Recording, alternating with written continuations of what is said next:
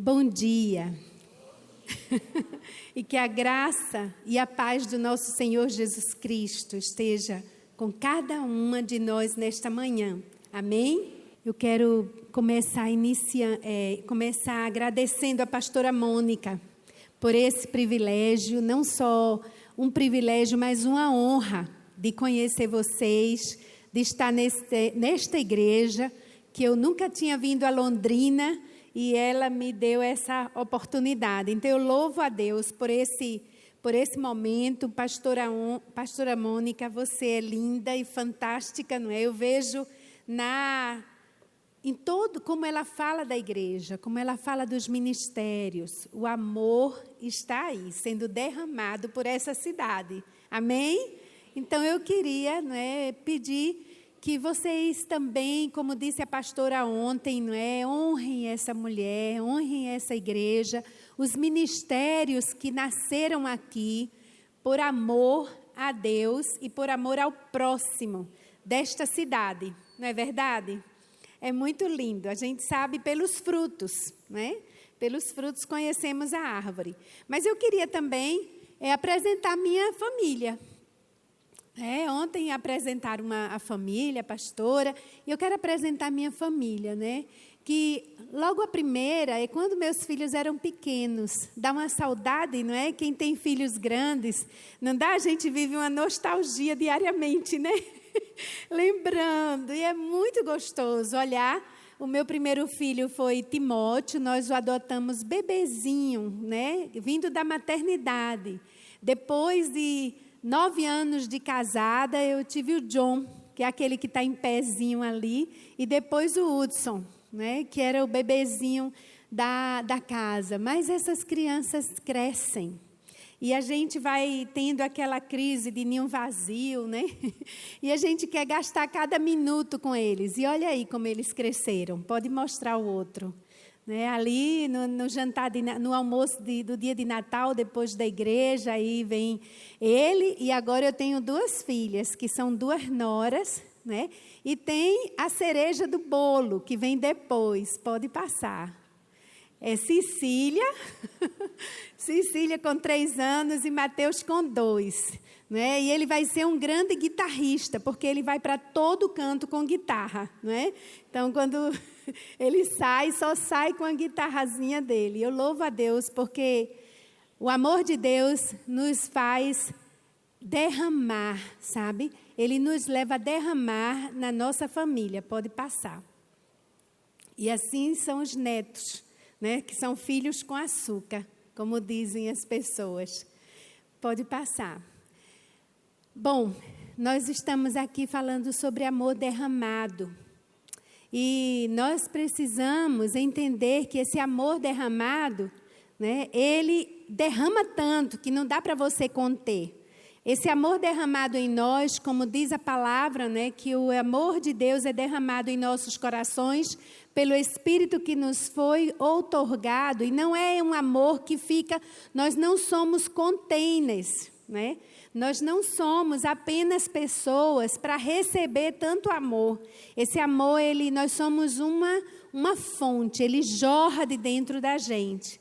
E esse é o tema dessa conferência. Eu queria ler com vocês o primeiro, Isaías, pedir que vocês leiam comigo, Isaías capítulo 61,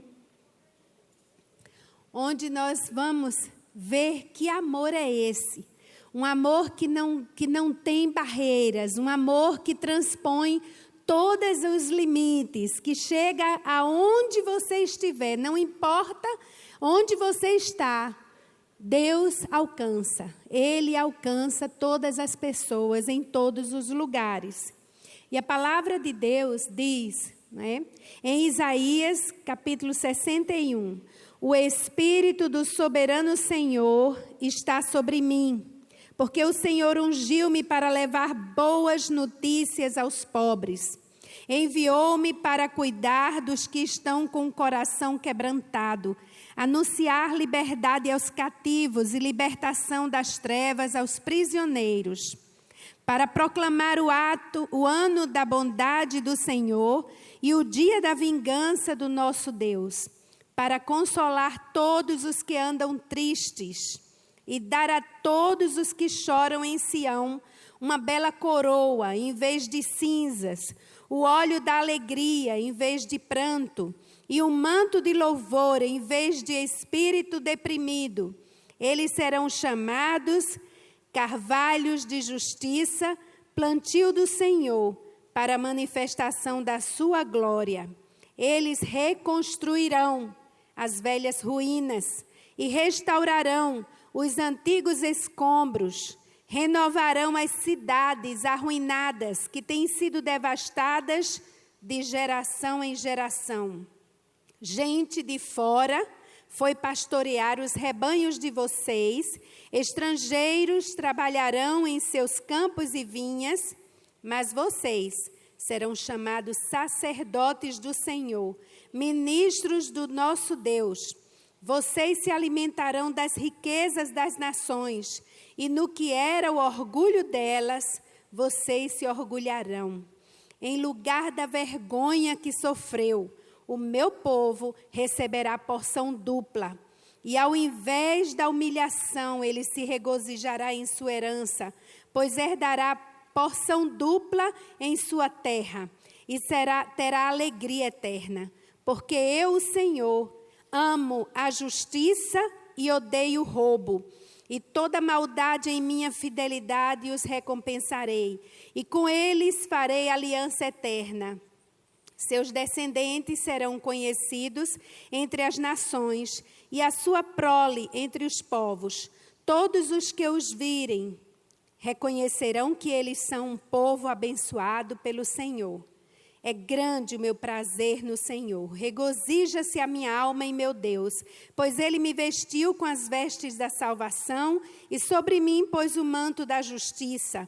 Qual noivo que adorna a cabeça como um sacerdote, qual noiva que se enfeita com joias. Porque assim como a terra faz brotar a planta e o jardim faz germinar a semente, assim o soberano Senhor fará nascer a justiça e o louvor diante de todas as nações.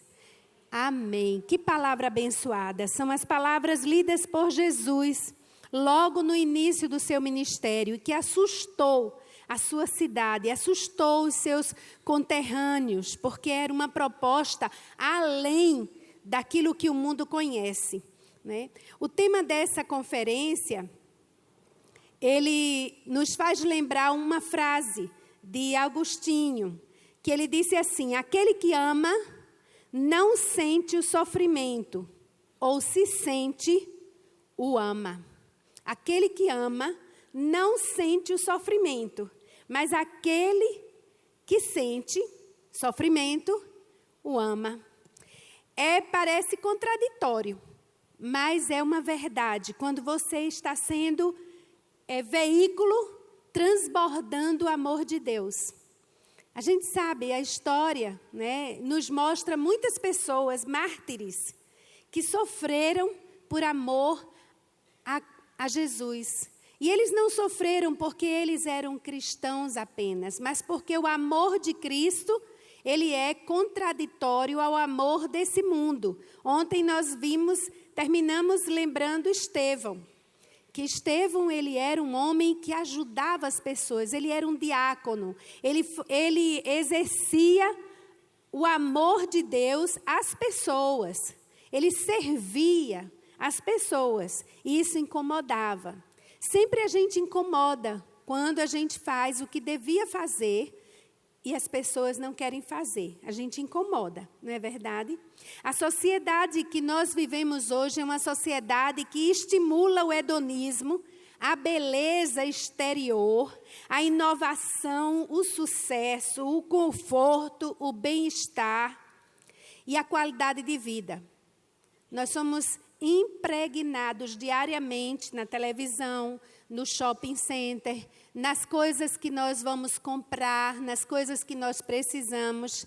Sempre nós corremos para o melhor. E o sucesso hoje, ele é comprovado pelo status, né? Pelos seus títulos, pelo poder, pelos resultados, pela beleza admirável, né? Pela influência. Basta você olhar quantos ganham tempo no Facebook, né? No Instagram. E o sorriso, quando você olha, todo mundo ali é perfeito, é feliz, né? Cada pessoa que você anda nos primeiros tempos, né, de selfie, eu achava estranho, eu ia andando bem apressada e tinha uma pessoa parava na minha frente assim, e eu dizia, o que é isso? Mas hoje é normal, todo mundo está fazendo selfie. E com um sorriso, mesmo que depois aquele sorriso, depois da foto, morre, né? Mas todo mundo parece feliz, a aparência é algo muito, muito exigido hoje, muito exigido. Porém, a gente pergunta, quando você lê o Evangelho, você enxerga essa contracultura? A gente consegue identificar que a palavra não tem nada a ver com o mundo, que nós andamos numa direção oposta quando a gente quer andar com Jesus?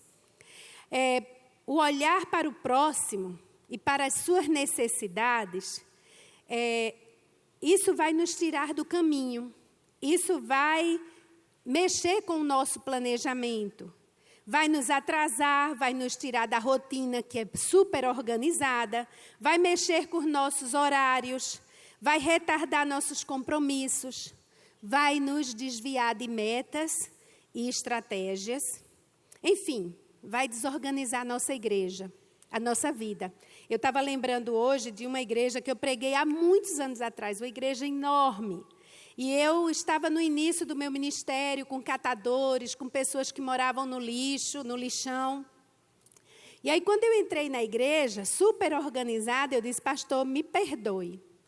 Mas eu creio que o senhor, a igreja vai ser totalmente desorganizada a partir de hoje. E no final, eu fiz uma campanha para que as pessoas adotassem o catador que passava na sua rua. E saiu todo mundo ali cheio de ideias. Vou adotar os catadores da minha rua, porque passam aqueles carroceiros, né? E aí, depois de uns dias, lá vem o pastor. Pastor, a senhora me trouxe problemas. Agora eles querem trazer materiais para a igreja e fazer uma coleta seletiva lá na igreja. E aí eu disse, pastor, eu sinto muito. Mas, para terminar, eles descobriram uma comunidade com mais de 1.000 pessoas sobrevivendo de coleta seletiva. E eles apadrinharam aquela comunidade. A igreja hoje tem um projeto lindo com catadores. E eu disse, por quê? Porque Deus resolveu desorganizar a agenda daquela igreja e salvar pessoas que estavam vivendo numa situação de sofrimento. E é isso que o Evangelho faz. Ele mexe com a nossa agenda. O sofrimento da cruz do Calvário é a maior e única experiência de amor derramado que podemos conhecer. E não foi fácil. E ninguém pode imaginar, nem eu nem você, podemos imaginar a dor que Jesus começou a sentir quando ele teve aquele momento, quando ele teve a última ceia com seus discípulos. E ele disse, como eu desejei estar aqui com vocês. Porque ali Jesus tinha que focar no que viria depois, na grande família que estaria reunida em torno daquela mesa. Aqueles homens não tinham noção, homens e mulheres, né? Não tinham noção do que ia significar a ceia do Senhor. Como muitas vezes a gente toma a ceia sem discernir o corpo de Cristo, que não é somente esse aqui, que não é somente a minha família, mas existe uma família ao redor do planeta que se reúne para adorar a Deus. E Jesus começou a se entregar em amor naquela ceia. Começou a ver a sua posteridade, a sua herança, porque ele tinha que estar forte, como disse Agostinho, ele tinha que amar aquele sofrimento. Eu não gosto daquelas cenas de Calvário, que o Jesus está ali na cruz pedindo que as pessoas tenham pena dele, porque eu tenho certeza que Jesus não queria pena. Jesus estava ali apaixonado, ardendo em amor, amando cada gota de sangue que era derramada, cada sofrimento, porque o amor dele é o amor que o mundo não tem, que esse mundo não consegue entender, mas que nós entendemos quando ele é derramado em nossos corações. Nós saímos da rotina, nós andamos na contramão. Jesus apenas fixou seus olhos na sua recompensa. E como disse a palavra da pastora Val ontem à noite, o amor que criou o universo, o amor que criou todas as coisas, esse amor foi derramado em nós, mulheres. Mulheres, vocês são a face do amor de Deus. Nós somos a face do amor de Deus, porque Ele nos criou para isso. Paul Tournier, ele diz no seu livro, A Missão da Mulher, ele diz que a missão da mulher é salvar o mundo. A missão da mulher é salvar o mundo. E quando ele diz isso, não é dizendo que nós temos que fazer alguma coisa diferente. Não, nós temos que ser mulher. A mulher, como Deus criou, ela veio para completar o que não tinha antes, né? Então, o homem, ele foi criado de uma forma, ele é a autoridade, ele é o cuidador, o provedor, mas a mulher, ela acolhe, ela abraça, ela ama, ela cuida, ela protege. Então, os dois juntos, eles salvam, mas a mulher, ela começou a se distanciar e começou a fazer a mesma coisa que o homem faz, né? Com toda essa perfeição que ela exige dela mesma. Ela corre tanto, ela faz tantas coisas durante o dia. E quando ela chega em casa, ela morre na culpa. Porque os filhos ficaram, porque ela deixou aquele vazio, aquela dor. É porque ela não está sendo a mulher para a qual ela foi criada. E nós precisamos ser essa mulher.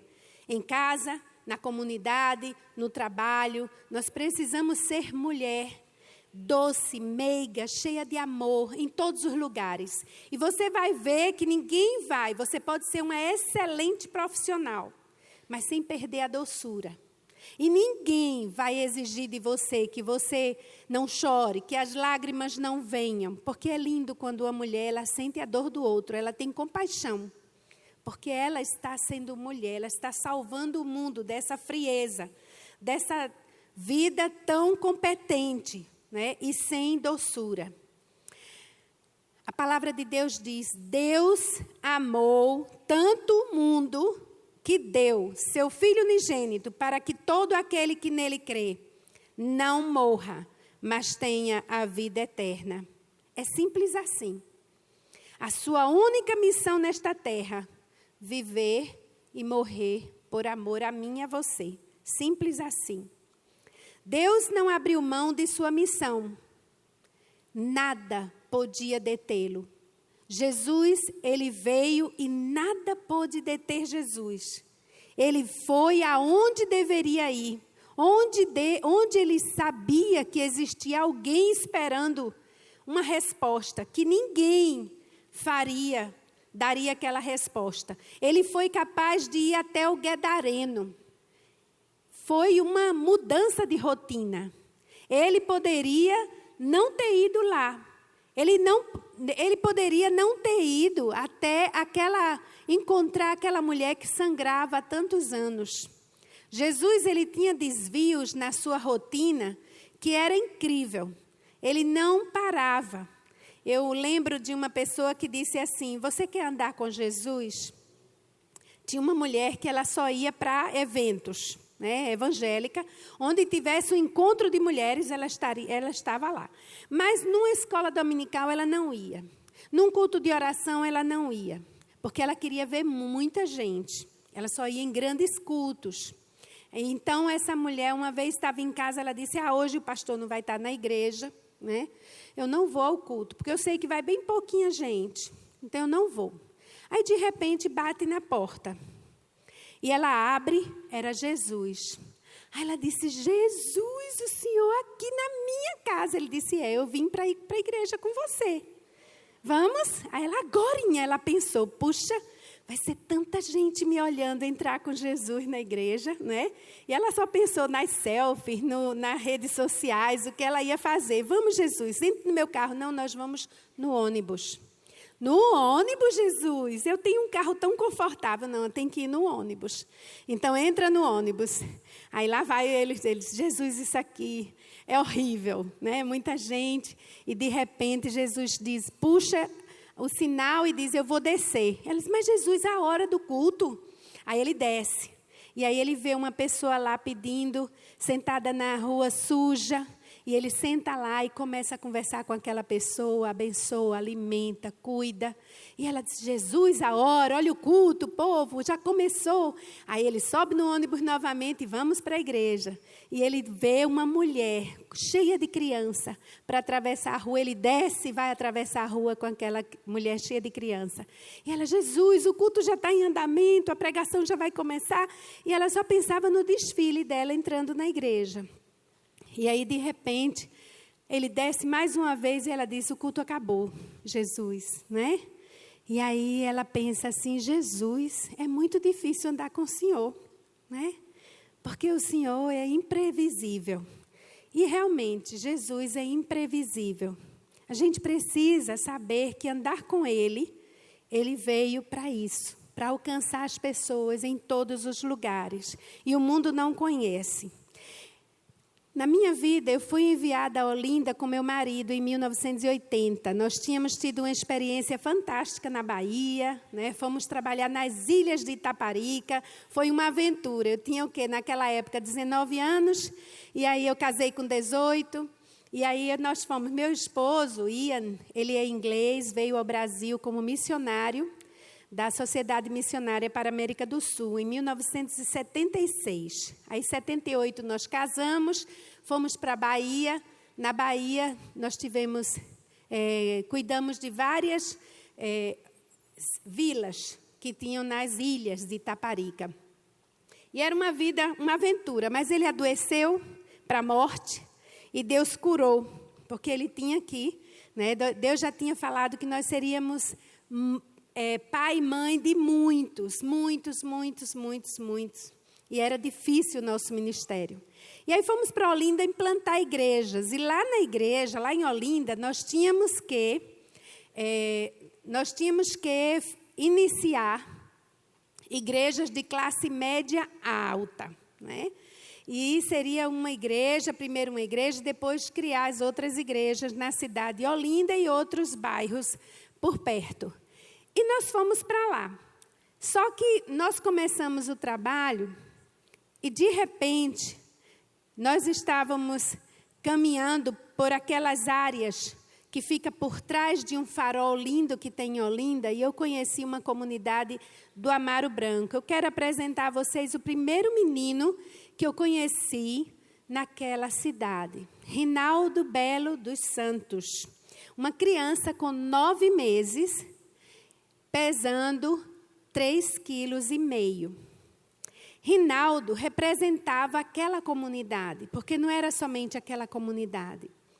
Eram várias crianças, né? Não era somente Rinaldo, mas várias crianças.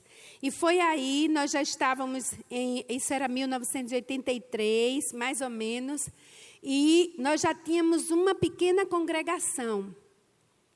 Mas aquela congregação, ela pensava nela, ela só pensava nela. E quando eu encontrei Rinaldo, eu levei Rinaldo para o pediatra do meu filho. E ele disse, tem que internar imediatamente essa criança. Nós internamos no hospital e com 15 dias Rinaldo morreu. Ele não tinha nada, nenhuma doença. Rinaldo tinha uma imunidade baixa que não deveria ir para o hospital. Ele deveria ser cuidado fora de qualquer área, qualquer lugar de contaminação. E o hospital é lugar de contaminação. E aí eu disse, Senhor, eu sinto muito, mas eu não posso mais deixar essas crianças assim. Eu peguei o berço do meu filho e comecei uma creche na minha casa. E uma amiga minha começou a dizer assim, ô Cimeia, você precisa conhecer a visão mundial. E nós fomos até a Visão Mundial, nós começamos uma creche. E tínhamos 220 crianças. A Visão Mundial, naquela época, recebia recursos do exterior. E assim, nós abrimos esse trabalho para 220 crianças, né? A maioria eram desnutridas, e esse projeto durou. Até hoje, essa creche existe, apesar de não existir mais crianças com desnutrição. O Rinaldo morreu, mas outras crianças vieram. E Deus, Ele é tremendo, Ele desarruma a nossa rotina, Ele muda nossos planos. Nós não temos plano de carreira. Quem é cristão e segue a Jesus não tem plano de carreira. Porque o plano de carreira de Jesus é assim, sabe? Você vai para esses lugares, né? E assim a primeira igreja de Olinda nasceu, mas nasceu com a consciência e um coração voltado para o próximo. E não foi fácil manter o foco, não foi fácil. Não é fácil você manter um trabalho na igreja, né? Porque quando você começa, as pessoas começam a pensar em planos. A igreja, de repente, se você não tiver cuidado, ela se torna apenas um abrigo antibomba. Lá fora está morrendo, todo mundo jogando bomba e você aqui dentro fazendo festa. Né? E assim a igreja começa a ficar confortável e as pessoas não pensam mais no próximo. É um risco que a gente corre, é uma tentação que o povo, os discípulos andavam com Jesus, mas eles tinham uma tendência de fazer seus planos. Então, aí eu fui ordenada pastora, né, em 1990, e uma das coisas que a igreja se balançava muito, porque eu fui a primeira pastora do Norte e Nordeste. Então, saiu na Rede Globo, foi entrevista, na Manchete. Eu tenho essa revista, Manchete, com minhas fotos lá. As primeiras pastoras do Brasil, mostrando lá no Sul, e eu a primeira pastora do Nordeste. E aquilo ali começou a trazer a igreja para um status mais interessante para o povo. Mas eu dizia assim, Senhor, eu não quero ser apenas uma pastora de igreja, não quero ficar dentro de paredes, eu quero ver a tua glória sobre a cidade. Eu comecei a ler uns livros que mexem com a gente, né? Vive Grigg, O Pobre Urbano, né? Também aquele livro de Robert Lichicum, né? Que é Cidade de Deus, Cidade de Satanás, mostrando como a política, as artes, todas as áreas da sociedade, ela precisa ter sal e luz, ela precisa glorificar a Deus. Porque tudo que glorifica o homem, tudo que glorifica uma pessoa, uma estratégia, uma estrutura, tudo que glorifica apenas um título, um projeto, isso não glorifica a Deus. E eu comecei a ser mexida com aquilo. E uma das áreas é unidade do corpo de Cristo para a transformação. E eu comecei a me incomodar vendo as igrejas, né? Aquela coisa sem prosperidade, sem influência, sem relevância na cidade. E aquela pergunta vinha sempre ao meu coração: se essas igrejas fecharem, vai fazer alguma mudança, vai fazer alguma falta na cidade? Será que vai fazer falta? E eu fiquei assustada com aquilo. E eu comecei a visitar as igrejas e pedir aos pastores, vamos nos reunir para orar pela cidade? E naquela época não era fácil dizer pastora, ninguém aceitava. Mulher não podia subir em púlpito. Mulher não podia ser chamada pastora. Pastora era só homem. E eu, nas igrejas, pastor, vamos reunir para orar. Pastor, vamos orar pela cidade. Mas com muita luta, e eu sou perseverante, né? Eu sou teimosa. Aí eu disse, e a gente começou a crescer, aquele grupo de pastores, começou a crescer. E eu era pastora da juventude e comecei a fazer um projeto chamado Deus é Verde. Esse projeto, né, era um projeto de educação, de formação, de respeito e cuidado com a natureza.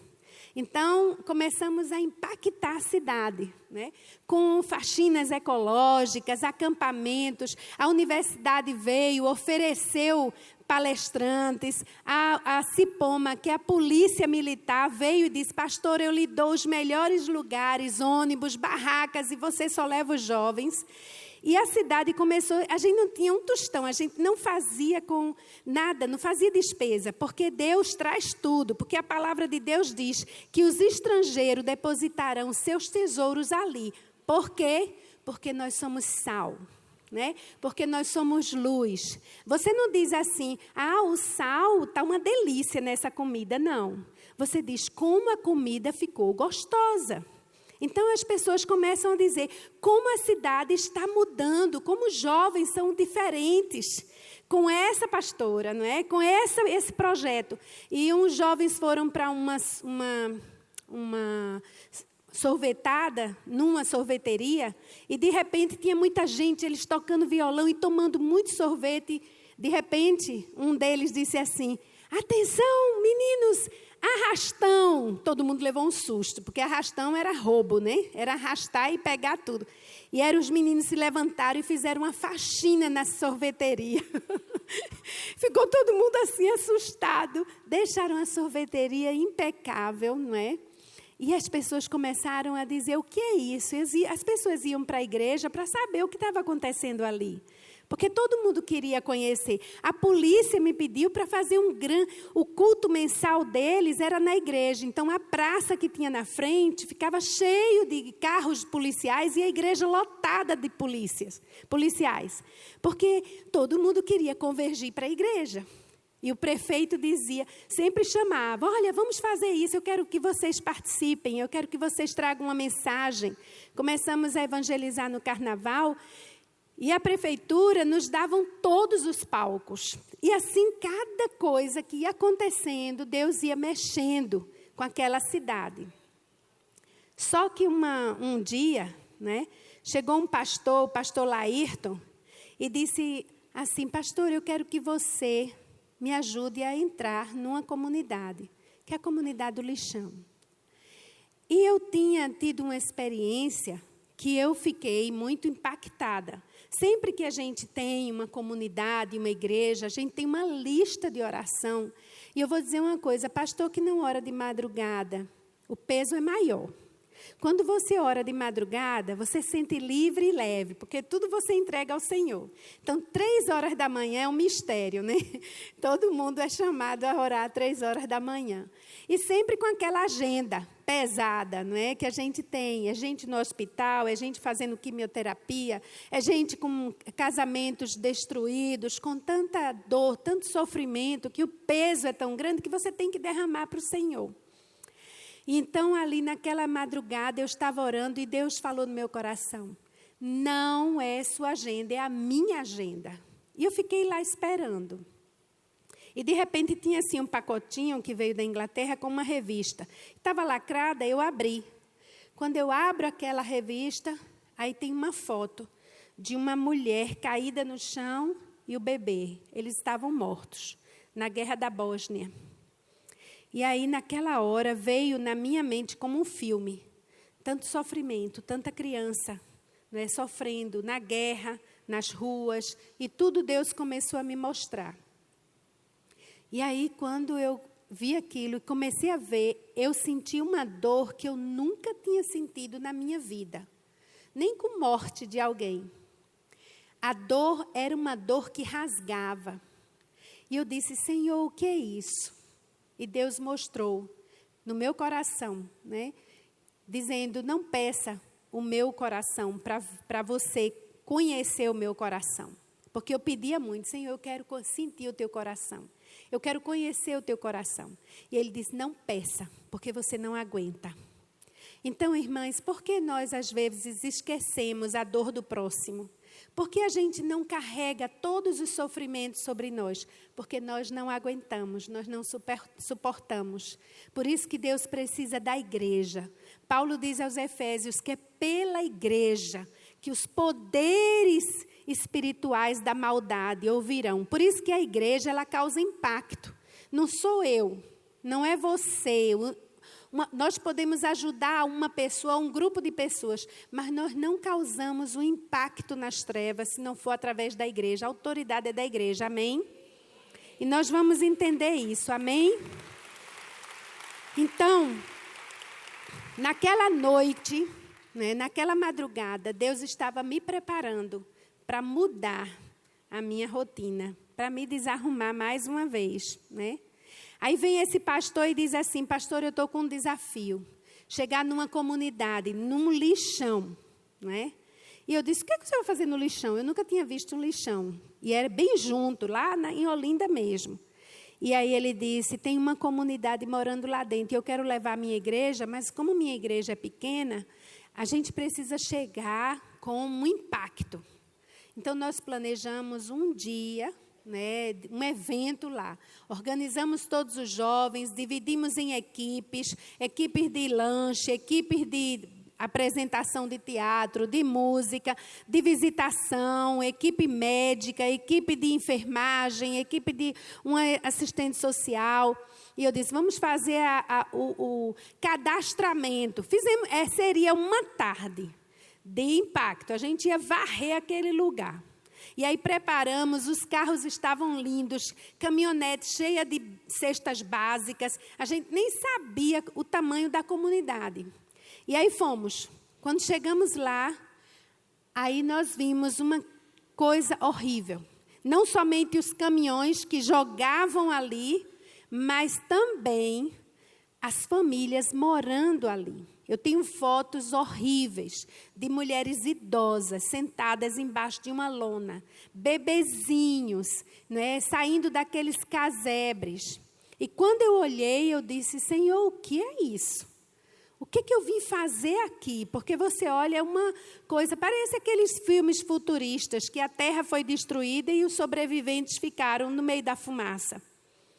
E aí, de repente, vem um homem correndo e diz assim: pastora, o pastor Laírton recebeu uma bolsa na Inglaterra, foi embora, né? E a senhora, né, veja o que faz aí.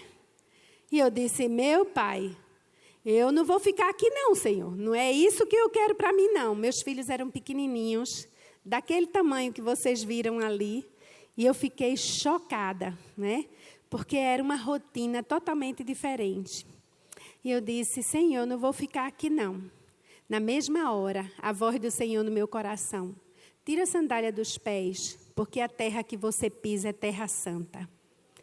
Sabe, quando Deus, Ele começou a derramar o amor dEle, Ele começou a mudar a rotina de muita gente. Se você vai lá para a Bíblia, Ele chama Abraão. Abraão, sai da tua terra, da tua parentela e vai para uma terra que eu te mostrarei. E ninguém sabe que terra é essa. Nem ele sabia. Mas ele amou aquele sofrimento de cortar vínculos e sair. E aí eu lembrei de Moisés: tira a sandália dos pés, Moisés, vai virando aí a página da tua vida, porque tu vai para outra coisa agora. E eu não queria ir para outro momento, eu queria viver aquele momento que eu estava vivendo, de sucesso, né? de prazer com a minha família.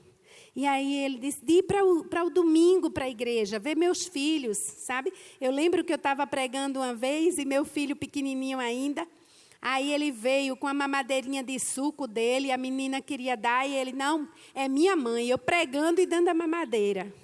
Sabe, isso era um prazer tão grande para mim, ser mulher em qualquer lugar, né? Ser mãe em qualquer lugar.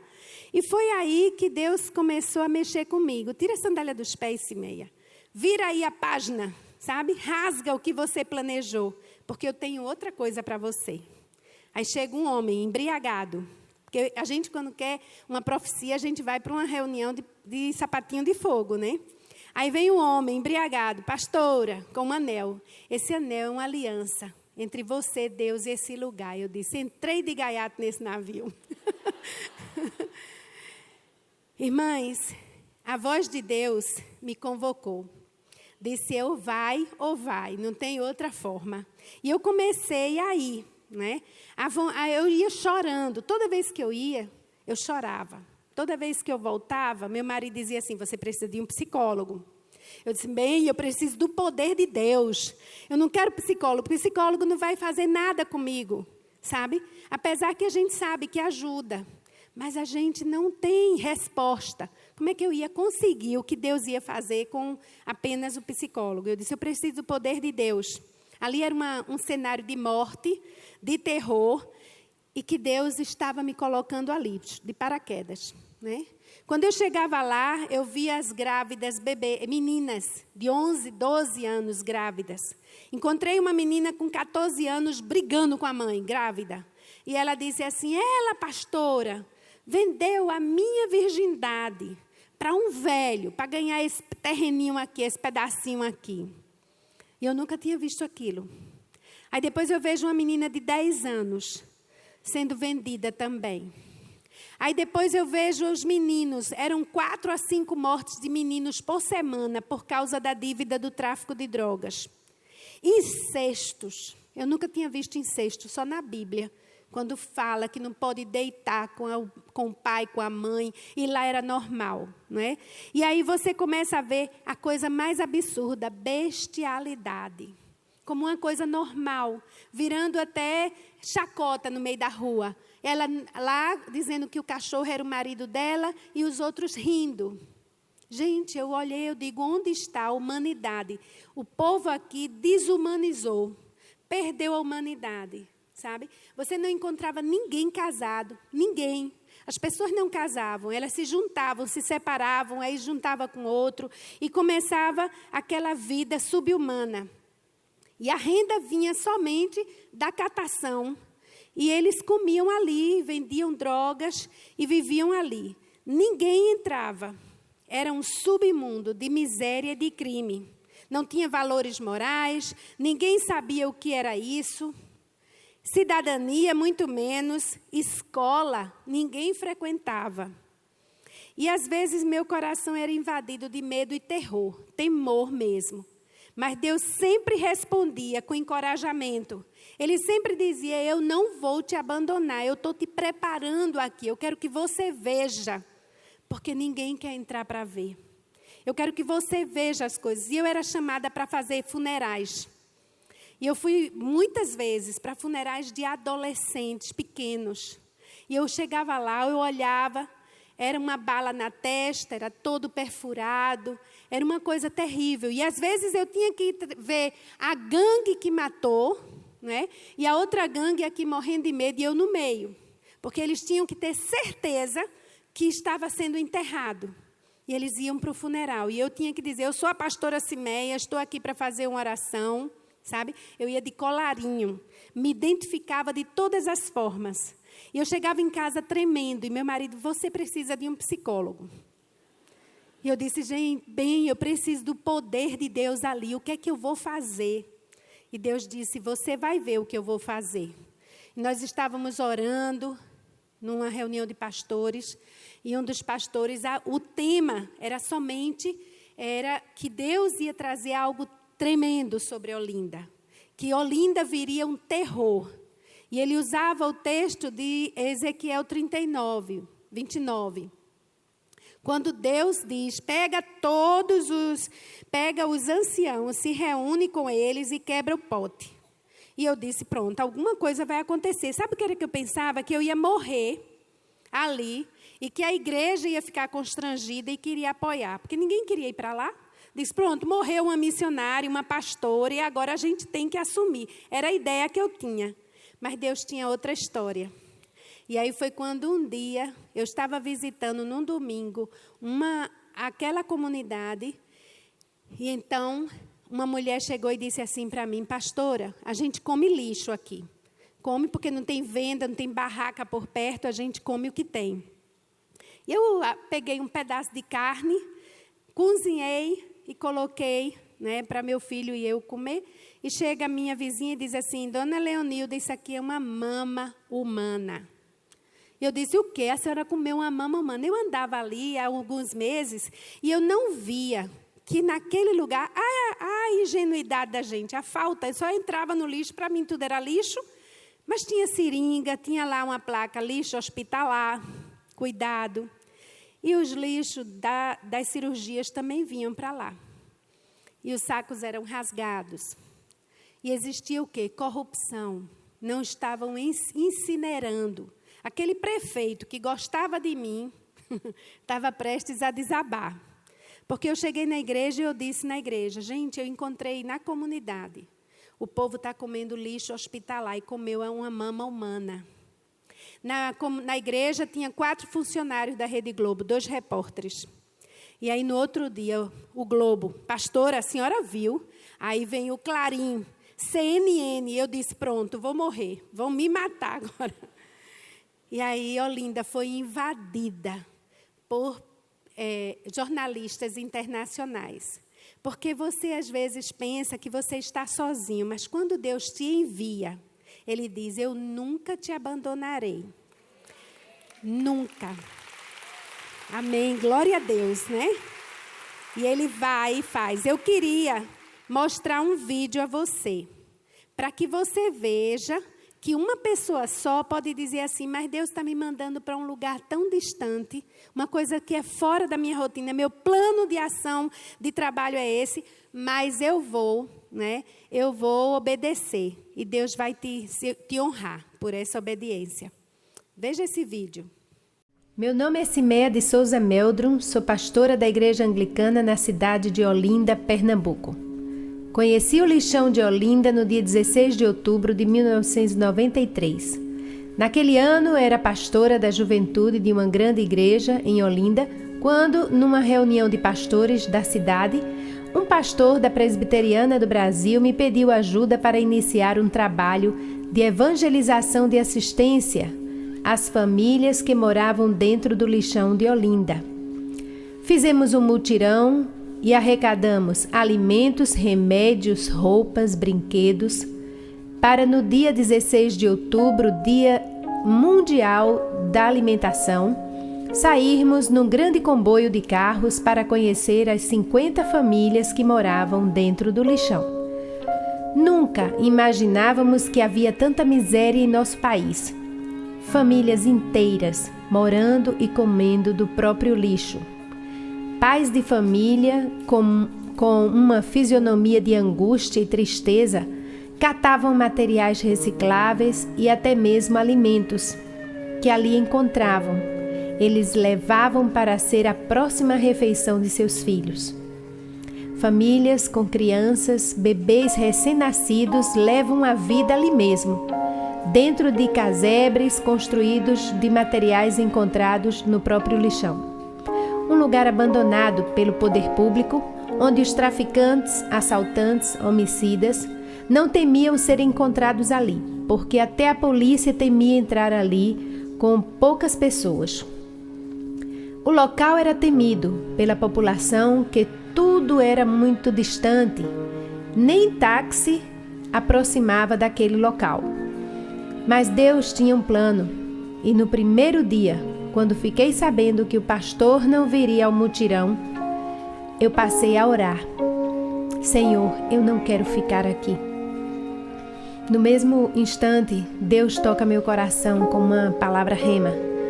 Tira as sandálias dos pés, porque a terra onde pisas é terra santa. A partir daquele momento, eu percebi que fui escolhida para estar ali. Mesmo sabendo que foi Deus quem me chamou, mas eu não conseguia imaginar o que Ele estava para fazer. Deus queria apenas que eu intercedesse e me colocasse na brecha por aquelas famílias que sofriam todo o desprezo da população e do governo. Mas também Deus estava querendo me ensinar algo que eu não conhecia, que Deus ama e vê todos os perdidos em todos os lugares. Até aquele dia, nós não tínhamos ideia do que Deus reservava para os próximos anos. Mas na mesma reunião de pastores, um peso vinha ao nosso coração acerca da cidade de Olinda. Alguma coisa estava para acontecer. E foi nesta reunião que Deus nos deu o texto de Jeremias 19, onde Deus fala que vai fazer cair sobre aquele lugar uma desgraça tão grande que todos os que ouvirem falar dela ficarão horrorizados. Essa gente encheu este lugar com o sangue de pessoas inocentes e construiu altares para o deus Baal, a fim de queimar os seus filhos no fogo como sacrifício. Neste lugar destruirei todos os planos do povo. Então o Senhor me mandou quebrar o pote na frente dos homens que haviam ido comigo. Como se quebra um pote e ele não pode mais ser consertado, assim, diz o Senhor, eu quebrarei este povo e esta cidade. Aquela situação era uma afronta ao Criador. O governo estava jogando lixo hospitalar em lixão a céu aberto, onde seres humanos sobreviviam do lixo. Foi então que, alguns meses mais tarde, visitando as famílias, uma senhora nos contou que, sem saber, ela e seu neto encontraram um pedaço de carne e, quando estavam comendo, uma senhora reconheceu que era uma mama humana. Dona Leonilda e seu neto já tinham comido grande parte da peça cirúrgica e, ao me contar essa experiência, ela chorava da miséria que viviam. Aquela história foi o passo inicial de toda a transformação daquele lugar e daquela situação subhumana. Naquela situação aprendemos o que é advocacy e Deus nos ensinou o que a igreja deve assumir como seu papel profético. O Senhor estava nos revelando que Ele procura obreiros para a grande colheita. E essa colheita pode ser ao lado de nossa casa, na nossa própria cidade, ou até mesmo dentro dos guetos, das favelas, das ruas e dos lixões. Por causa desta ação da igreja dentro do lixão de Olinda e por causa desta denúncia de miséria e desprezo, a Unicef veio fazer intervenções, chegando a descobrir que mais de 5.000 lixões do Brasil estavam nas mesmas condições. Lixão não se ouvia falar até aquele dia, mas agora passava a ser um ponto de pauta e de prioridade nacional, pois os jornais mais importantes do mundo estavam dizendo que em Olinda, no Brasil, existia canibalismo. Mas a palavra de Deus, ela nos diz para estas situações, em Isaías 61, o Senhor Deus me deu o seu Espírito, pois Ele me escolheu para levar boas notícias aos pobres. Ele me enviou para animar os aflitos, para anunciar a libertação dos escravos e a liberdade para os que estão na prisão. Ele me enviou para anunciar que chegou o tempo em que o Senhor salvará o seu povo, que chegou o dia em que o nosso Deus se vingará dos seus inimigos. Ele me enviou para consolar os que choram, para dar aos que choram em Sião uma coroa de alegria, em vez de tristeza, um perfume de felicidade. Em vez de lágrimas e roupas de festas, em vez de luto, eles farão o que é direito. Serão como árvores que o Senhor plantou, para mostrar a todos a sua glória. Eles construirão casas que haviam caído e cidades que tinham sido arrasadas e que há muitos anos estavam em ruínas.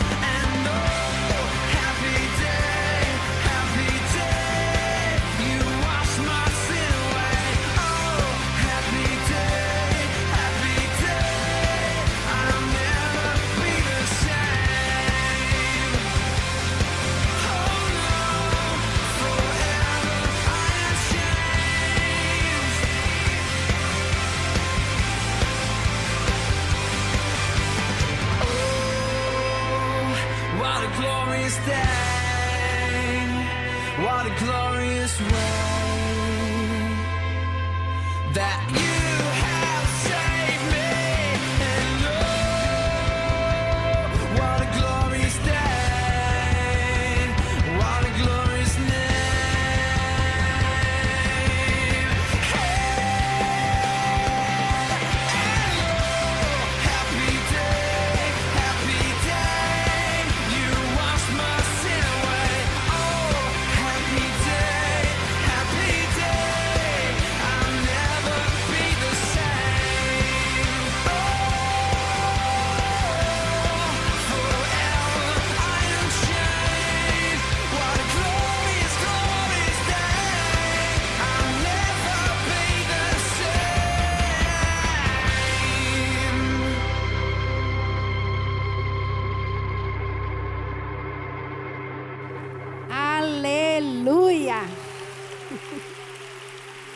Irmãs, quando a gente obedece, só entrega ao Senhor, confia nele, Ele mostra o coração dele. É horrível ver as coisas que Ele está vendo, mas Ele vai dando as estratégias, à medida que você derrama, sabe, o que é dele, que é o amor dele, não seu. Nós não temos esse amor.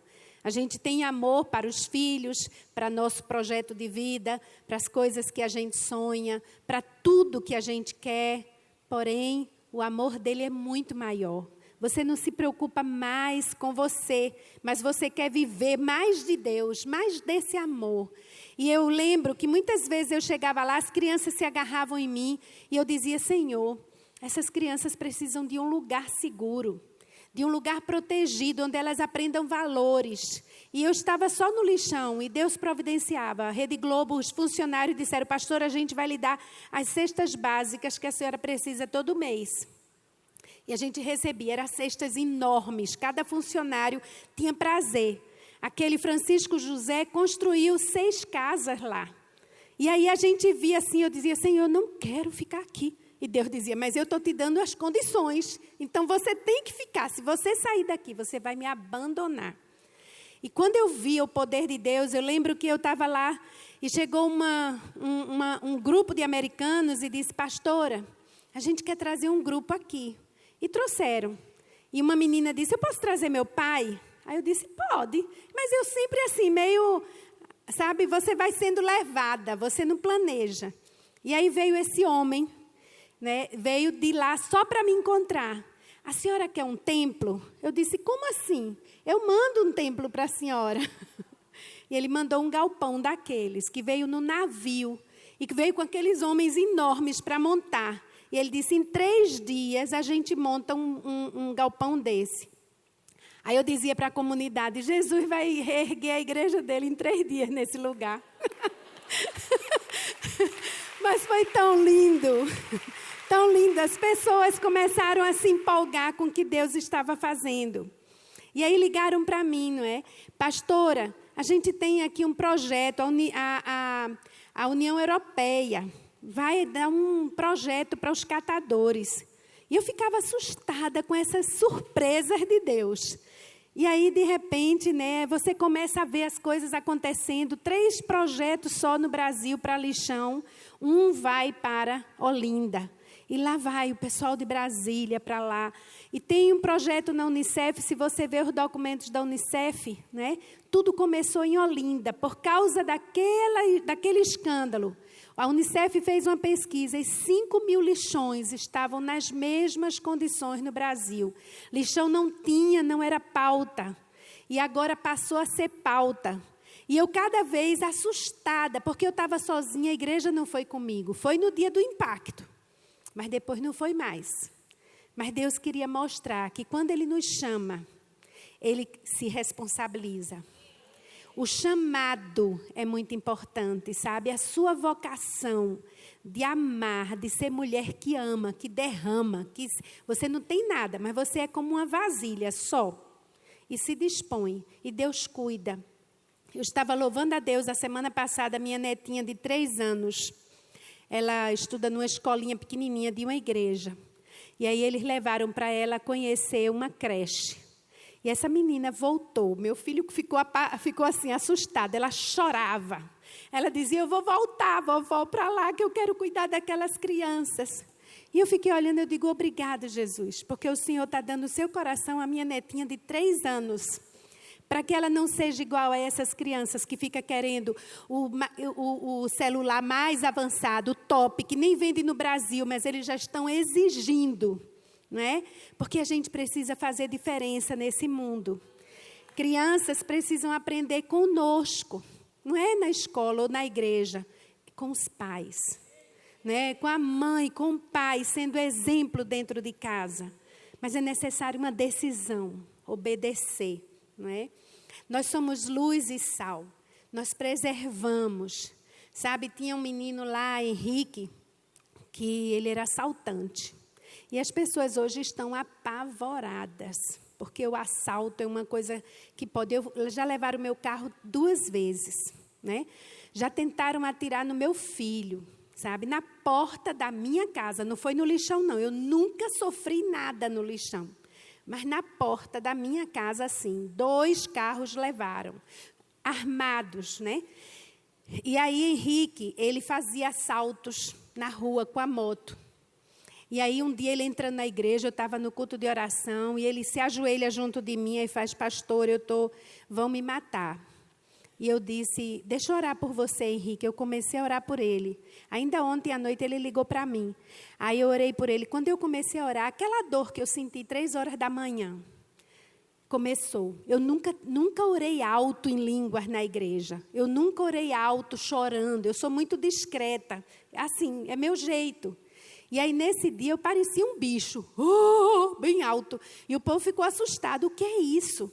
Mas era aquela dor, Deus estava mostrando por Henrique.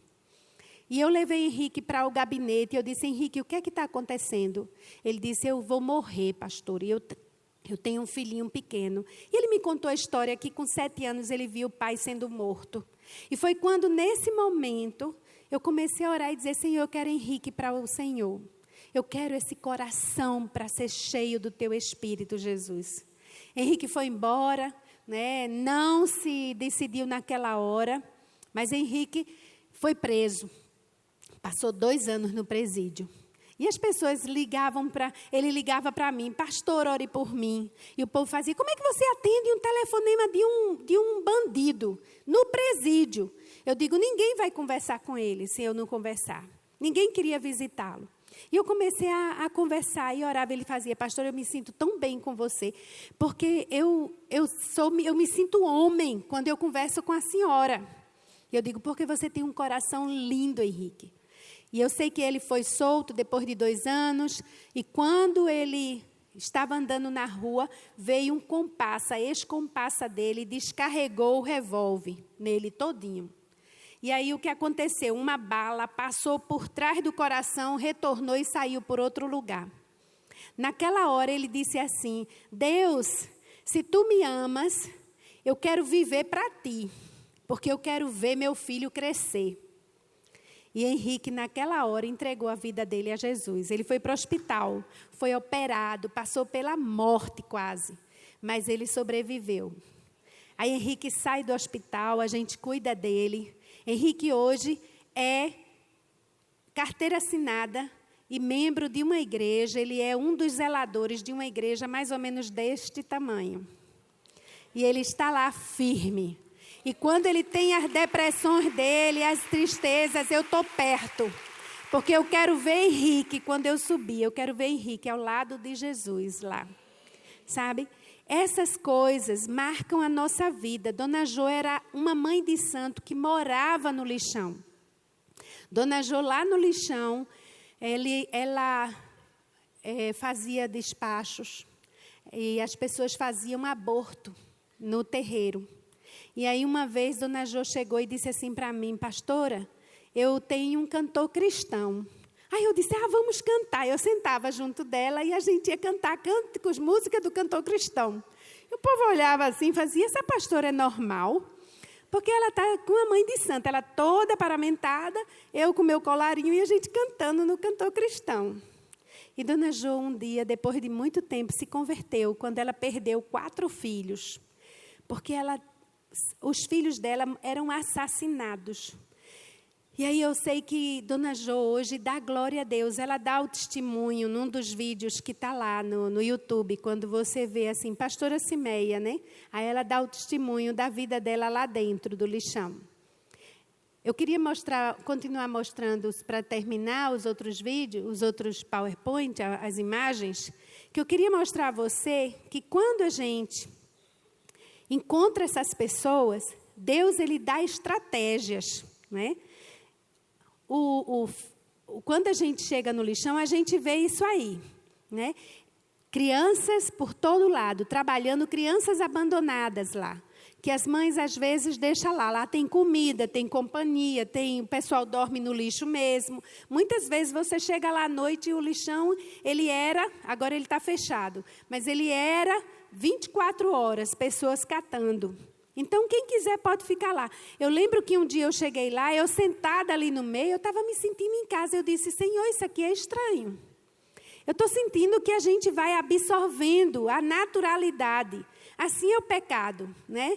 Uma vez, eu gosto muito de lembrar dessa história, que era mais ou menos 11 horas da noite, eu fui chegando em casa, e aí meu carro era verde musgo, estava branco da fumaça, da foligem, né? E estavam meus filhos tudo dormindo, a casa toda escura. E eu disse, dá uma dor em você, porque você gosta de colocar a criança para dormir. E nessa noite houve algumas coisas no lixão que eu tive que ficar até tarde lá. E aí quando eu vou chegando, que eu abro o portão, eu ainda não tinha controle, aí eu abri o portão e eu vi que meu filho estava na janelinha da garagem. E ele olhando para mim, eu botei o carro para dentro, aí ele olhou e disse assim, mamãe, você só cheira a lixo. Quando ele disse isso, porque realmente a gente fica, mamãe dizia assim, às vezes tu toma banho e eu sinto o cheiro do lixo. Eu disse, mamãe, eu gosto tanto de cheiro de perfume francês, porque eu ganho, meu marido é inglês e a minha cunhada sempre me supre com essas coisas. E eu disse, eu gosto tanto de perfume, mas ela disse, mas dá para sentir de longe o cheiro do lixão. Mas nesse dia eu estava cheia de fumaça.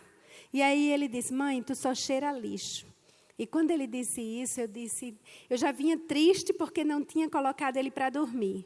Aí Deus diz assim, mas tu és a minha filha amada, que me dá muito prazer. Porque meu filho deixou toda a glória no céu e desceu para assumir o cheiro do lixo, né, do pecado. Irmãs, quando eu ouvi aquela voz de Deus, eu disse assim, puxa vida, eu sei quem eu sou, né? Essa é minha identidade.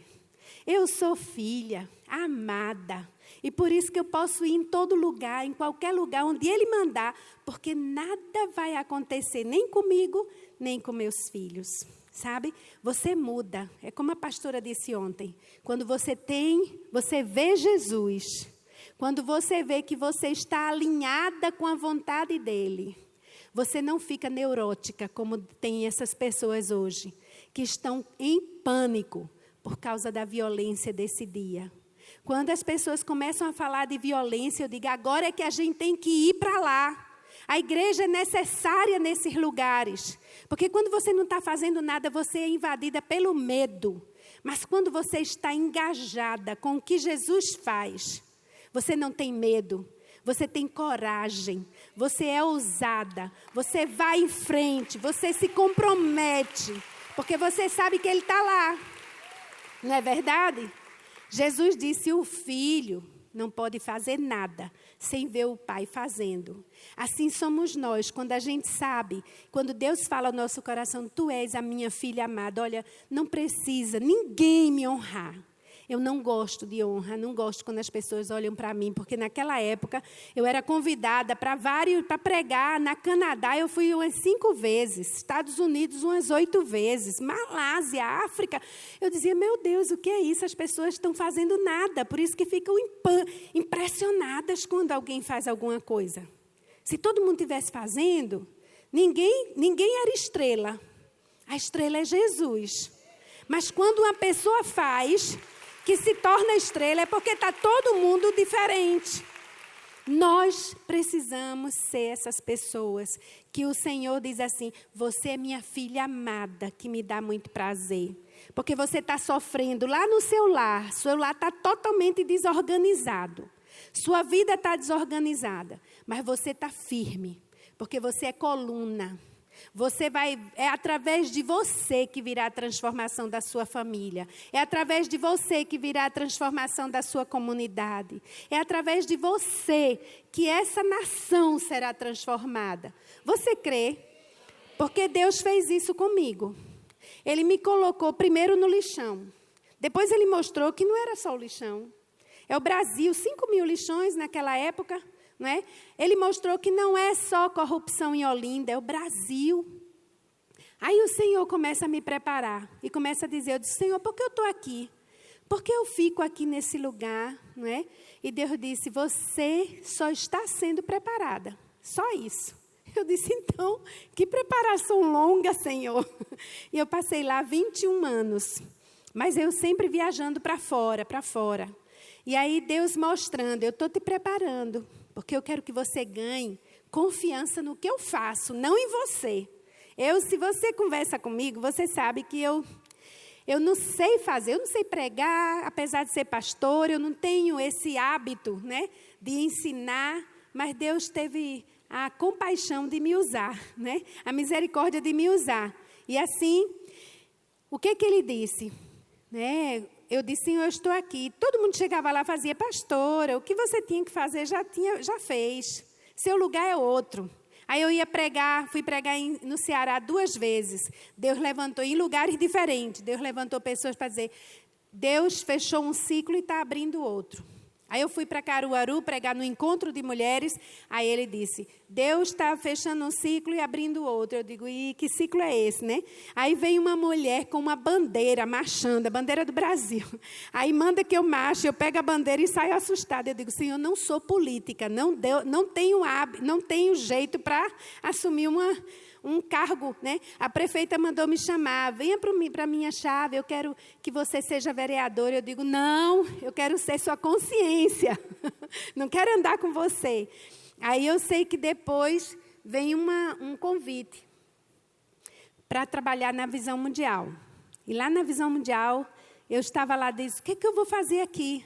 Aí Deus fala, né? Eu quero te mostrar algo. E eu fui convidada para falar num lugar lá em Brasília chamado Brado dos Leões, do apóstolo Hudson Medeiros, né? E quando eu cheguei lá, o apóstolo disse, Simeia, Deus te deu uma unção sobre essa nação. E você é a apóstola da compaixão. Você será usada para despertar compaixão nas pessoas. Ouse. Aí, para mim, é como se eu estivesse vendo algo novo. Eu digo, Senhor, essa nação. De repente, Ana Paula liga para mim, aí faz, pastor, eu vi seu testemunho lá em Juazeiro, eu quero que você venha falar no Diante do Trono. Aí eu falei lá em Minas Gerais, na Mulheres Diante do Trono. No outro ano, lá em Natal. E nessas 2 experiências, quando eu perguntei, quem de vocês, né, aqui, está enfrentando sofrimento? Deus te deu amor, coração, por crianças de rua, por lugares difíceis, e você está só. E aí essas pessoas vinham à frente, lá em Minas Gerais, mas elas batiam no chão. Era muita dor, aquela dor que eu senti na madrugada, aquela dor que eu senti por Henrique, Deus derramou naquele lugar. Pastora Zanete disse, vamos orar, pastora, por eles. Eu comecei a ungir, assustada com o que Deus estava fazendo.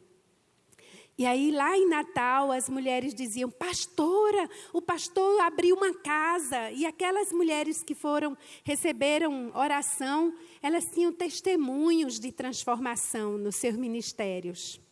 E aí, quando eu estava trabalhando na Visão Mundial, Deus disse assim, você vê essas mulheres, você vê o número de mulheres que existe no Brasil, mulheres evangélicas, é o meu exército. Essas mulheres eu quero levantar. E eu digo, Senhor, eu que vou dizer isso, você vai se levantar e vai dizer. Você vai dizer que eu quero mulheres unidas pela infância, para que essas crianças sejam atendidas, porque eu dei à minha igreja, eu dei o celeiro de José. Gente, isso é muito sério. Eu estou dizendo aqui a mesma coisa que eu disse quando eu vi o lixão, que Deus disse assim, eu vou fazer uma grande mudança nesse lugar. Não é por mim, não é pela minha força ou pelo meu testemunho, mas é pelo poder de Deus, né? A gente está profetizando sobre vale de ossos secos. Mulher de Visão está sendo convocada para profetizar sobre essa nação, mas não é profetizar de madrugada só não. É de madrugada e é no dia a dia, sabe? Abençoando os projetos que estão abraçando as crianças. Você sabe que no Brasil tem 30 milhões de crianças em vulnerabilidade e não só é na pobreza, não. Há 2 semanas atrás, eu conversando com a pastora, que é uma das coordenadoras da cultura inglesa, ela disse que foi chamada para atender uma criança que a mãe dela estuda no colégio, a mãe dessa criança que estuda no melhor colégio de Recife, que é uma escola top, caríssima. A criança está desnutrida. Por quê? Porque a mãe passa o dia usando cocaína. E a criança come o que quer. E essa criança com depressão. E aí essa pastora disse, pastora, a gente está sendo chamada para atender as crianças, porque as mães não dão mais atenção. A gente sabe que a criança hoje não tem orientação, não tem amor, a casa é um inferno. E a gente sabe o quanto nós precisamos ser luz, como a gente precisa. O mundo precisa do sal. E então, são 30 milhões, sem contar que a cada 3 minutos, uma criança ela é molestada sexualmente. Então, eu digo a você, você ainda tem coragem, eu tenho coragem de ficar só no meu abrigo antibomba? Sabe, essa igreja aqui, ela tem um projeto muito lindo, né? Eu queria, antes de apresentar o projeto, eu queria soltar um vídeo de Helena Tanuri. Nós fizemos, Helena Tanuri, eu estava no ano passado naquele, a conferência Perfumadas, e aí uma pastora vem e diz assim, pastora Cimeia, Deus vai levantar uma pessoa para abrir portas para você. Com poucos dias depois, Helena liga para mim, Cimeia, para onde eu for, eu quero levar você. A gente vai arregimentar esse exército. Nós vamos convocar esse exército de mulheres. E hoje eu viajo com ela, né? Hoje eu não posso estar lá com ela, mas eu estou aqui. E ela já falou esses dias. Ontem João me disse, Cimeia, 2 igrejas querem se comprometer com mulheres de visão. E aí a Visão Mundial fez um site onde você entra, lança suas orações. Basta você entrar lá, Visão Mundial, né, proteção à criança. E aí tem o vídeo dela e nós temos. Eu queria mostrar a convocação dela e depois eu tenho uma última pergunta para você. Olá, mulheres queridas. Eu sou Helena Tanuri. Você já ouviu falar no Mulheres de Visão? Mulheres de Visão é um braço humanitário que nasceu dentro de uma organização importante no Brasil, que é a Visão Mundial. Mulheres de Visão tem como principal missão erguer a voz em favor daqueles que não podem se defender e proteger os desamparados. Entre os mais vulneráveis estão as crianças e os adolescentes, que têm sido abusados, negligenciados e explorados. Quando a infância passa por sofrimento, todo o presente e o futuro da nação é comprometido. Mulheres de Visão é uma rede que levanta sua voz através das parcerias oficializadas com igrejas locais e escolas, através de suas reuniões e calendários de eventos públicos. Assim, nós falamos e agimos para erradicar a vulnerabilidade de nossa infância brasileira e transformar nossas cidades e comunidades em lugares seguros para crianças e também para adolescentes. Através da Visão Mundial, nós fornecemos metodologias, ferramentas de proteção e desenvolvimento para lideranças femininas e suas igrejas usarem para que tenham resultados relevantes na transformação das comunidades onde estão inseridas. Por isso, nós queremos convidar a vocês, mulheres cristãs, a se comprometerem com essa causa, engajando sua igreja e organização e nos unindo por uma infância protegida com ternura, para a glória de Deus. A Visão Mundial preparou este site onde você pode doar para essa causa, se engajar numa rede de oração pelas infâncias mais vulneráveis e baixar algumas ferramentas para o trabalho na sua organização ou na sua igreja. Vem conosco nessa causa da terna proteção à infância brasileira. Precisamos de todas para acabar com a violência contra a infância. Seja uma mulher de visão e promova essa causa na sua igreja e na sua cidade. Eu sou uma mulher de visão. Amém. Então, se você na sua igreja quer ser mulher de visão, quer ter um grupo, o que ela faz? Ela tem 5 pilares. O primeiro pilar é reflexão, porque o que nós fazemos não é ação social, é missão, né? Então, nós aprendemos que é bíblico, né? É justiça. Eu queria mostrar aquele PowerPoint que é para mostrar os efeitos. Então, a mulher... Pode passar.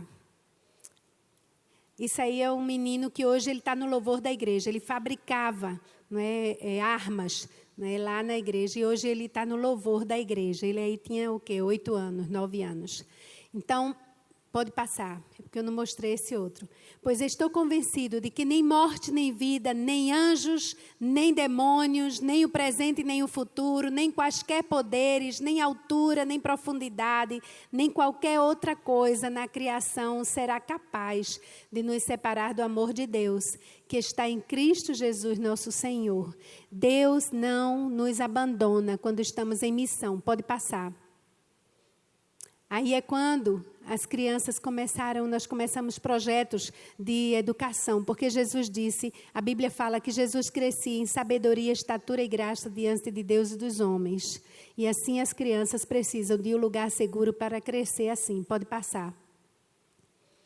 Aí a escola dominical, que nós vimos no filme, e o último, eu acho que esse é o último, esse não, pode passar. Esse é quando eles estavam jogando. E aí são dois jovens que eu fiz o casamento, né? Agora, quando eu cheguei no lixão, a gente não tinha casamento, ninguém tinha casado. E esses meninos cresceram na igreja. Ele, líder de teatro, ela, professora da escola dominical. Quando chegaram lá, eram bem pequenininhos. Ela hoje é gerente do Bradesco, né? E ele gerente de uma empresa. E aí, quando eu vejo esses meninos que se formaram, que hoje estão engajados, como o Fábio, que desmaiava quando eu chegava lá de fome. E aí eu vejo esse menino hoje, não é esse, é outro, casado, terminou a administração e está fazendo direito. Aí eles conversando com meus filhos, aí eu estava olhando assim, e feito aquela mãezona, né, que fica só curtindo as suas crias, que eu tenho 3 crias e muitos outros que foi do coração. E aí eu olhei, aí Deus disse assim, olha, isso aí é justiça, sabe? Quando você vê uma pessoa que não tinha oportunidade nenhuma e ela chega ao nível padrão dos seus filhos, o meu amor gera justiça, porque Deus é amor e justiça, amém? Então, se nós queremos o amor de Deus em nós, pode ter certeza, vai gerar justiça na sua família, vai gerar justiça na sua comunidade. Isso é reflexão que nós temos mensalmente enquanto mulheres de visão, mas depois nós oramos, que é o segundo pilar, contribuímos, porque temos que estar engajada num projeto, né? E aí nos mobilizamos, né? Falamos sobre isso, porque todo mês tem um projeto, esse mês é a luta contra a exploração sexual das crianças. Essa igreja vai ter um chá de bonecas, né? E nós estamos mobilizando as mulheres do Brasil e, por fim, nós mobilizamos outras mulheres. Então, eu quero fazer um convite a você. Seja uma mulher de visão, leve mulher de visão para a sua igreja, mas também apadrinhe um projeto. Eu estou aqui numa igreja que eu estou muito feliz, porque é uma igreja de visão. É uma igreja que está engajada com essa causa. É uma igreja que se derrama na cidade em amor por essa cidade, que ora, mas que tem atos de justiça, que são nossas vestes, que nos apresentaremos.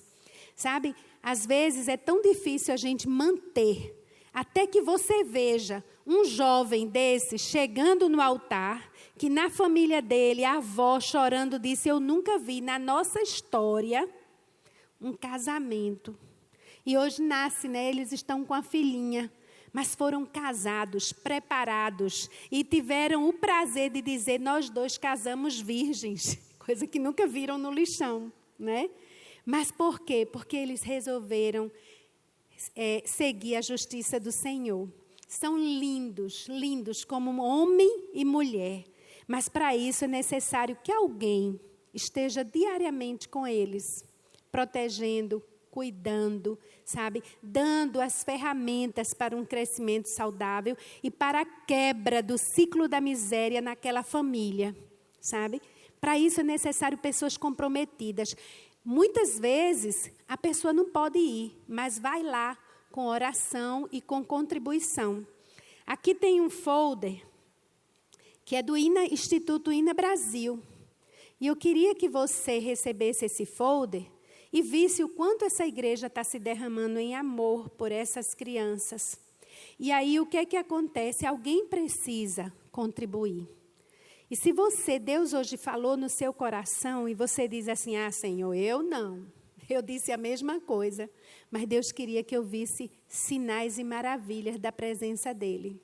Se você quer ver sinais e maravilhas através da igreja, porque, como eu disse, é a igreja que tem autoridade. É o nome de Jesus que é glorificado, né? Então, você levante sua mão e nós vamos entregar a você uma ficha dessa. Eu queria pedir que você que recebeu isso, né? Você vai destacar, mas você vai levar para casa para você orar, se comprometer. Senhor, eu quero ter um compromisso com o Senhor e com essa nação. Eu quero que Londrina, que esse lugar aqui, seja invadido, o amor de Deus seja derramado, e eu quero fazer parte disso. Você vai ver as bênçãos que Deus vai fazer por você. Precisamos de voluntários. E voluntários. Gente, nossos netos, nossos filhos precisam amar essa causa. Viu? Porque não é somente nós somos. Eu quero ver, sabe, as crianças chegando e não pedindo um smartphone ou um iPhone de última geração, mas dizendo, eu tô deixando, porque lá eu vi uma menina que ela deixou de lanchar para que o dinheirinho dela fosse para um projeto. Gente, isso, e é uma menina de classe média alta. Mas o pai está ensinando. Sabe que os maiores apadrinhamentos são das crianças e adolescentes, pastora? Isso é uma pesquisa lá na Inglaterra. Os melhores padrinhos são adolescentes e jovens. Porque eles têm visão de futuro. Eles estão em busca de um ideal. Amém. E é isso que nós queremos para a nossa nação. Amém? Vamos orar? Né? Tem alguém aqui que é do projeto, do Instituto? Vários. Você pode ficar em pé, quem está engajado no Instituto? Posso falar? Posso explicar? Você que está engajado em qualquer um dos nossos projetos, eu queria convidar você a subir aqui no palco comigo. Você trabalha no reforço escolar, você já serviu, né, no projeto Gestantes, no INA Viva Mais dos idosos, você trabalha no SOPA, você trabalha no trabalho de evangelismo à noite. Se você trabalha em qualquer um, já serviu em qualquer um desses projetos, eu quero convidar você a subir aqui comigo no palco. Tanto no Zona Sul, quanto também no Jardim do Santa Fé, né, que nós estamos com um projeto novo no Santa Fé. Você que já trabalhou ali ou serviu no projeto, qualquer um dos nossos projetos gestantes, né, ou tem tantos projetos que a gente tem, e a gente precisa muito de voluntários para trabalhar conosco no reforço escolar, que acontece durante o dia, né? É uma necessidade muito grande que a gente tem. Obrigada, pessoal. Chega aqui mais pertinho. Chega mais para cá, para esse ladinho aqui. Muito obrigada, viu, por cada uma de vocês, mulheres de visão. Eu queria pedir que nós estamos terminando, né? Coloca a tua mão para cá, sabe? Abençoa através dessas pessoas as crianças do Brasil, seus familiares, seus avós, seus pais, para que a gente nunca mais venha a dizer assim, eu estou com medo deste Brasil. Não, nós estamos transformando o Brasil. Amém? Amém? Vamos orar. Pai, eu quero te louvar porque essas mulheres que estão aqui, Senhor, elas estão com a mão na massa. Elas estão representando Jesus quando foi ao alcance do Gadareno, da mulher samaritana, daquela mulher adúltera, daquelas mulheres loucas. Senhor, que tudo que o Senhor queria alcançar e que o Senhor viu tanta gente com fome, uma multidão sofrendo, o Senhor disse, a seara é tão grande, mas são tão poucos os trabalhadores. Senhor, essa nação é uma seara.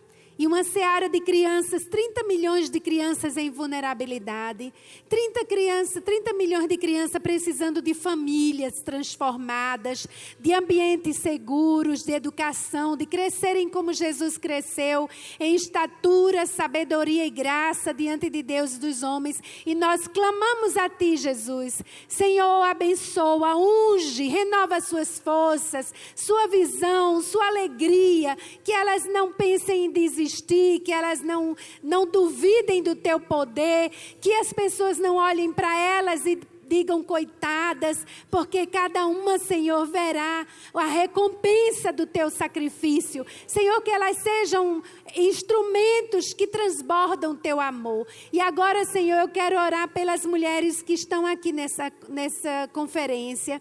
E pedir, Senhor, que os seus olhos se abram, que elas sejam mulheres visionárias, não visionárias para si mesmas, mas para serem instrumentos de transformação dessa nação. Colocamos, Senhor, essa igreja nas tuas mãos e pedimos que ela se torne um exemplo para essa nação, referência de fé, referência de visão, referência de resultados, de impacto. Senhor, que ela seja contagiante, seus pastores e seus líderes, e que o teu nome seja glorificado, e que Londrina entre no mapa da transformação dessa nação, para a honra e glória do teu nome. Amém. Amém. Glória a Deus. Aleluia.